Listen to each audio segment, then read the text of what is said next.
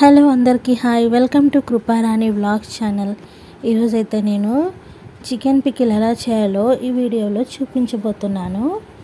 దానికి ముందుగా boneless chicken అయితే అరకిలో వరకు మేము తీసుకొని ఉప్పు పసుపు వేసి బాగా నీట్గా కడిగి ఒక జాలి గిన్నెలోనికి అయితే తీసుకున్నాము నీరంతా వెళ్ళడానికి.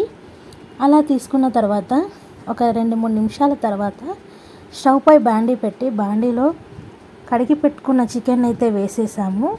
చూడండి, ఈ విధంగా చికెన్ అయితే వేడవుతుంది, నీరు అనేది బయటకు వచ్చేస్తుంది అన్నమాట. ఈ నీరంతా మనకు పోయే వరకు మనము బాగా ఉడికించుకోవాలన్నమాట కలుపుతూ. ఈ విధంగా నీరంతా పోయే వరకు చికెన్ అయితే బాగా ఉడికించుకున్నాం.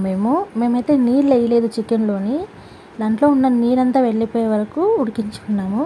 తర్వాత స్టవ్ పై బాండీ పెట్టి ఆయిల్ వేసి ఆయిల్ వేడైన తర్వాత చికెన్ అయితే వేసి ఇలా గోల్డెన్ బ్రౌన్ కలర్ వచ్చే వరకు వాటిని బాగా ఫ్రై చేస్తున్నాం అన్నమాట. చూడండి ఎంత బాగా ఫ్రై అవుతున్నాయో చికెన్ అనేది. మనం చికెన్ పికిల్కి బోన్లెస్ చికెన్ తీసుకుంటే చాలా బాగుంటుంది. ఈ చట్నీ అంటే నాకు చాలా ఇష్టం. ఇదైతే మా అమ్మ చేసింది, చాలా అంటే చాలా టేస్టీగా ఉంటుంది. తప్పకుండా మీరు కూడా ట్రై చేయండి. ఈ విధంగా చికెన్ అనేది నూనెలో వేయించుకున్న తర్వాత మనము ఏదైనా కొద్దిగా నూనె ఎక్కువ ఉంది అనిపిస్తే ఆ నూనెని మనం కొంచెం పక్కకు తీసేసుకొని ఇప్పుడు అదే కొంచెం స్టవ్ సిమ్లో పెట్టుకొని అదే చికెన్లో ఎల్లిపాయలను అయితే ఈ విధంగా దంచి వేసుకోవాలన్నమాట.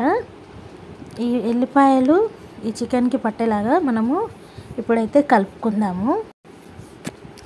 ఎల్లిపాయలు పచ్చివాసన పోయే వరకు ఇలా కలుపుకుంటూ వేయించుకోవాలి. తర్వాత చికెన్కి సరిపడా ఉప్పునైతే మనం వేసుకోవాలి. మళ్ళీ ఒకసారి కలుపుకుందాము. చికెన్ చట్నీ అంటే ఎంతమందికి ఇష్టమో నాకు కామెంట్లో తెలియచేయండి. నాకైతే మా అమ్మ చేసిన ఈ చికెన్ చట్నీ అంటే చాలా చాలా ఇష్టం. ఇంకా ఇప్పుడు మనము దీంట్లో అయితే మెంతులు, జీలకర్ర, ధనియాలను పొడి చేసి పట్టుకున్న మసాలాను అయితే మనము వేసుకోవాలి. అలాగే కొంచెం ఆవపిండి కూడా మనం దీంట్లో వేసుకోవాలి, ఆవాల పొడి కూడా. ఇంకా మేము ఈ చికెన్ పికిల్లో అయితే కారం అయితే మసాలా కారంనే వాడుతున్నాము. అంటే మేము సపరేట్గా మసాలాలు, ఎల్లిపాయలు, హోల్గరం మసాలా అవన్నీ వేసి మేము సపరేట్గా కారం అయితే గిన్నె పట్టించి వాడుకుంటాం అన్నమాట కర్రీస్లోకి. ఆ కారంనే దీంట్లో వేస్తున్నాం అన్నమాట.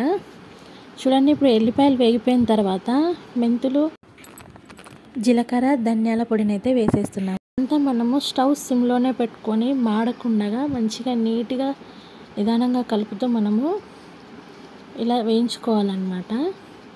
తర్వాత మనము కారం అయితే మనం రుచికి సరిపడా మనం ఎంత తినగలుగుతామో అంత కారం అయితే ఈ చికెన్లో వేసుకోవాలి.